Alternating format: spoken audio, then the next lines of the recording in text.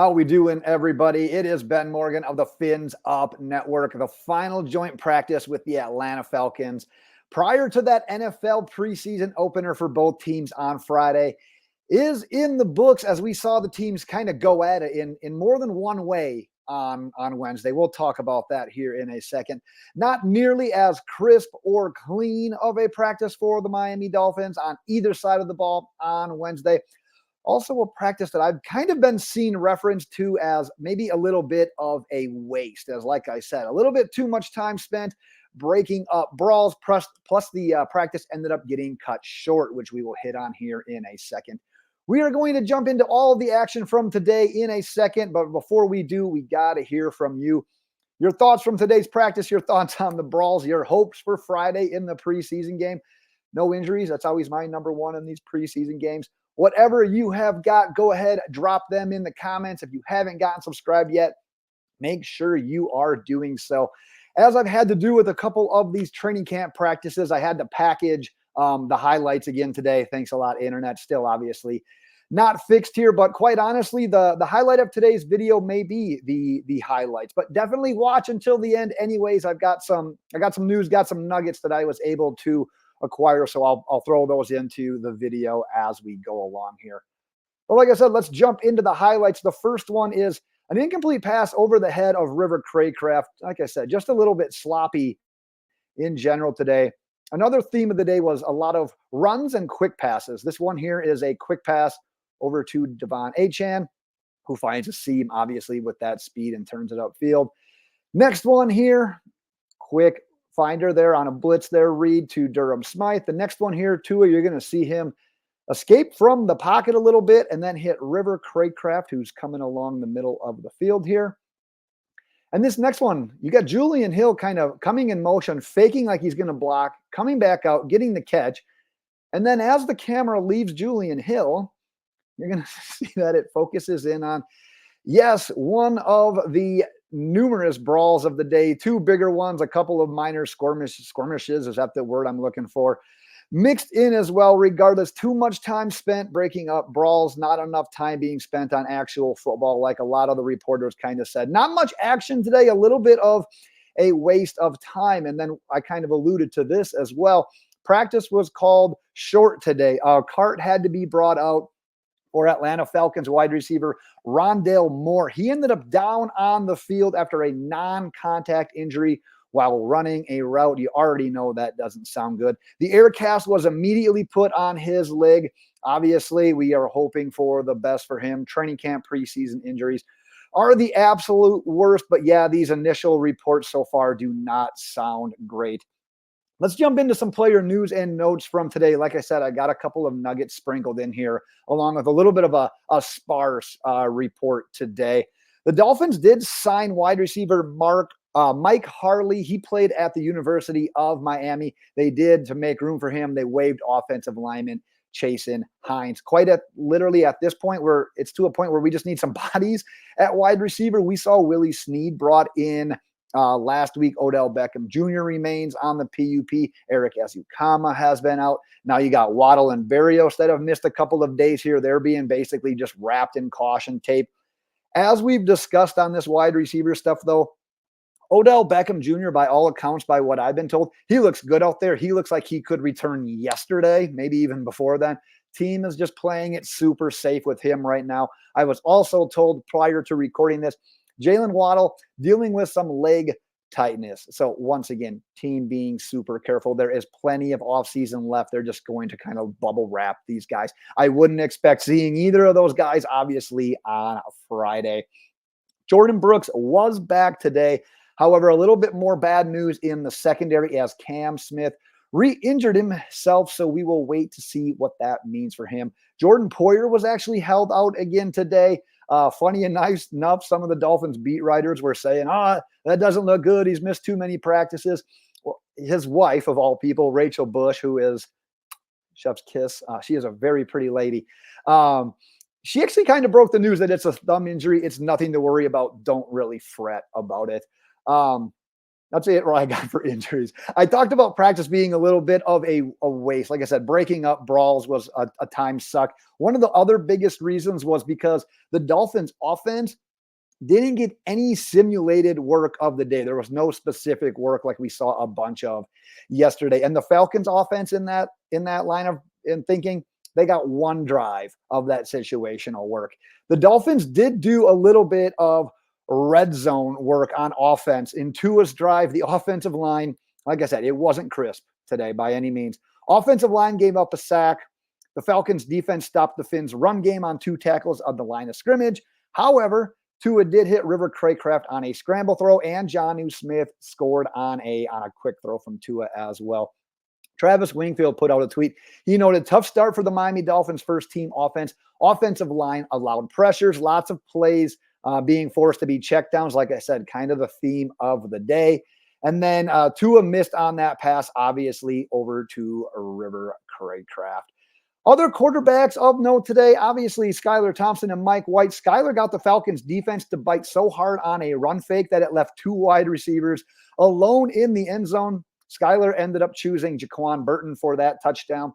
It also sounds like Mike White had one of his best days of practice so far this entire offseason. Was told by my connection with the team that he's played a lot better recently, but he was playing pretty bad. So take that with a grain of salt. I'm still not all that confident in that position if something were to happen to Tua Tagovailoa. After the running backs, Jeff Wilson had a touchdown in some red zone drills later in practice. River Cracraft was noted for providing the key block on that one. And Chris Brooks added a 5-yard touchdown behind a block from Ryan Hayes and Lester Cotton. If you could see in the highlight video, River Cracraft was your Miami Dolphins player wearing the orange jersey. But the story of the wide receiver unit today was rookie Malik Washington. We've all been kind of waiting for this guy to turn it on in the last few practices. He has absolutely done that. He brought in chunk yardage passes from both Skylar and Mike White. This sounds like the one from Mike White. Beautiful throw and catch, probably the highlight of today.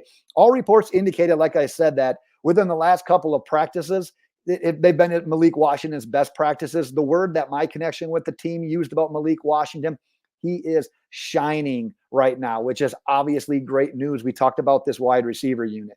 You got Tyreek, you got Jaylen Waddle, you got Odell Beckham. Those are your assumed top 3, correct? Well, outside of that, Barrios has been kind of up and down. River Cracraft has been great, don't get me wrong. But outside of that, who has really stepped up and become that guy at wide receiver? Well, we haven't really seen anyone up until these last, 3 or 4 practices from Malik Washington. So a unit that looked pretty deep. Well, once you get a couple of injuries, obviously that depth starts going away. So it's great to see Malik Washington really coming up in here and really giving the Dolphins what appears to be a solid at least 5 wide receiver group right there. Onto the tight ends, Jonnu Smith, like I said, caught a touchdown. He caught one from Mike White during a red zone period later in practice. He's being used in a multitude of ways, especially recently in practice. However, I was told that the team is still holding that position back a little bit into how it's truly going to be hopefully used this year in the Dolphins offense. They're going to hold that back and do a lot of that work in the closed practices that no fans and media are allowed to attend. Durham Smythe was noted with a drop from Mike White, where the Falcons brought some pressure. Sean Harlow, one of the new offensive linemen, can play some center and some guard. Like I said, we don't want to rely on a guy like this, but at the end of the day, we've seen some warts on this offensive lineman. So good to know that he was noted with having a strong anchor on that play, allowing Skylar enough time to get that ball out. Some of the offensive line news from the day. I know I was a little bit panicked right away. I do have an update that'll hopefully calm you down a little bit. Starting center Aaron Brewer, seen having his right hand examined by trainers. That is the absolute last thing I wanted to see on my Wednesday. When that happened, Liam Eichenberg, who's right now kind of penciled in at that being one of those top 2 guys at right guard, he moved over to center, and Brewer was eventually seen back outside, at least watching the practice.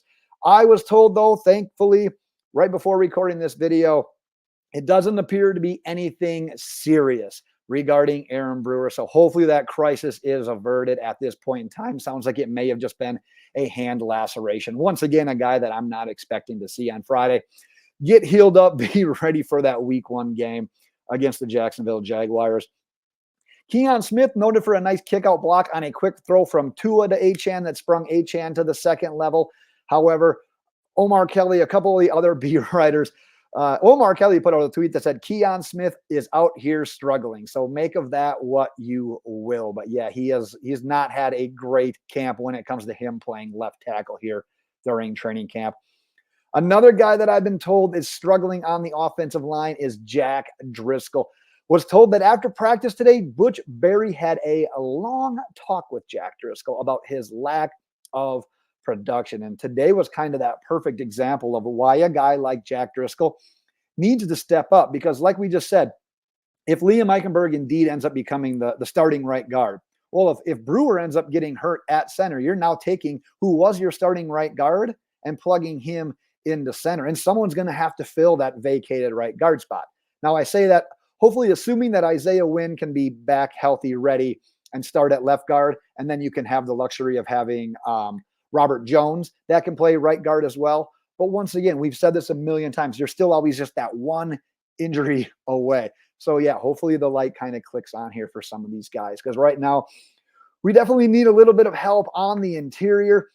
The defense in general, Travis Wingfield noted that while the Dolphins shut down the Falcons' run game yesterday, Bijan Robinson had a few runs today where he was hitting the hole with conviction, getting to that second level. Wingfield also did later note that the defense kind of appeared to swing the pendulum back into their favor. They were getting some pressure on Kirk Cousins, including a sack from Jonathan Harris, and we're also slowing down the run game. Wrapping up here defensively, like I said, not a ton of notes today. Duke Riley noted for 2 tackles for a loss. Jalen Ramsey got flagged for a pass interference on a deep pass to Darnell Mooney. And then Kader Kohu, Elijah Campbell, and Storm Duck were all noted for pass breakups. Like I said, Dolphins fans, not a ton of action today. Hopefully you got a little bit of the kind of the behind the scenes nuggets that we're able to provide here from time and time again. So hopefully made your time worth it. And you got some highlights in the process. Dolphins fans, like I said, though, that is what I have got for today. Drop your thoughts on the practice, on your hopes for Friday. Who do you got an eye on Friday in that preseason opener?